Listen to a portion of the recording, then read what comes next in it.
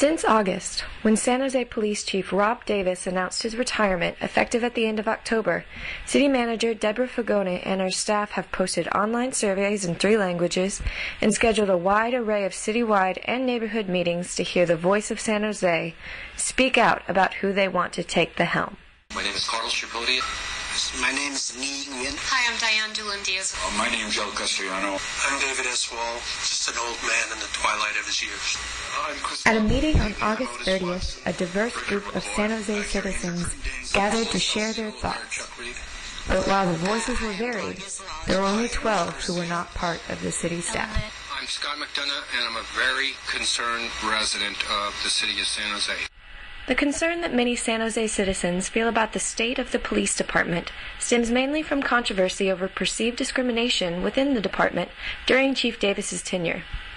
In October 2008, the Mercury News reported crime statistics that showed Latino residents were being arrested for public intoxication and resisting arrest at a disproportionate rate.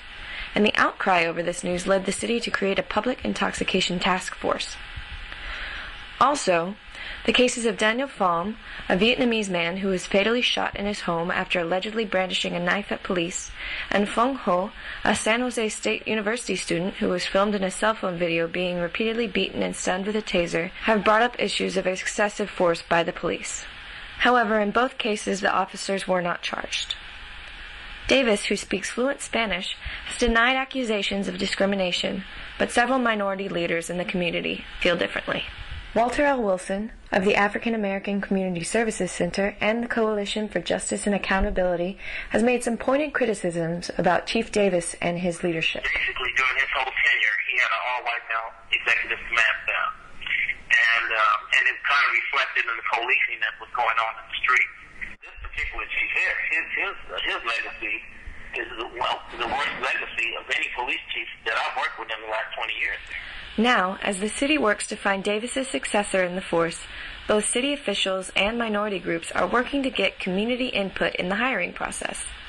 However, based on lingering tension with the police, some minority leaders have said they are skeptical that communities that have had the most issues may not attend a city-sponsored forum and fear that they will not be heard.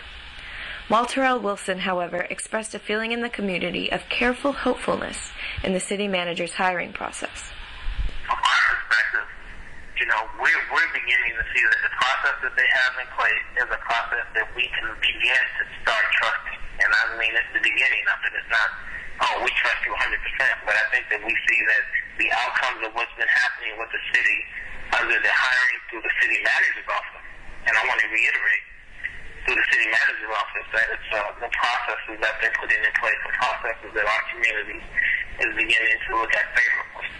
The Coalition for Justice and Accountability, with this wariness in mind, has organized its own public forums and surveys to gather information for what the specific minority communities want from their next chief. In response to this, Sean Spano, the facilitator of the city manager's meeting, said, especially to the extent that they're willing to share their results, and we can compare that to the results from the community meetings that the city manager has been sponsoring, I think that would be a wonderful exercise to see if we are, in fact, on the same page. But, despite low turnout at the city meetings, concern for whether the city manager was getting a clear view of the community's desires for the next police chief were unnecessary. Maybe if we had done 7 more meetings and had 700 people, maybe there'd be some new themes added onto that, or emphasizing some of the themes more than others.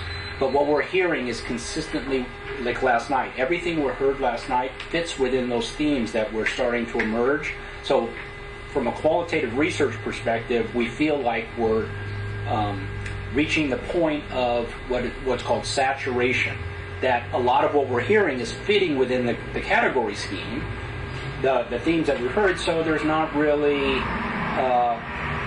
my sense is that we're capturing what the community wants.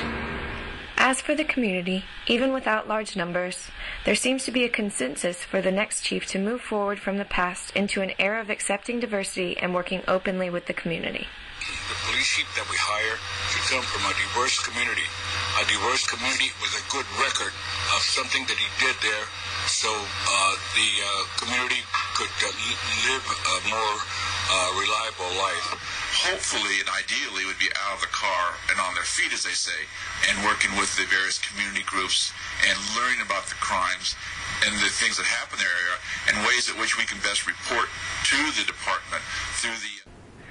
This is Kelsey Williams reporting for the Peninsula Press and the Stanford Graduate Program.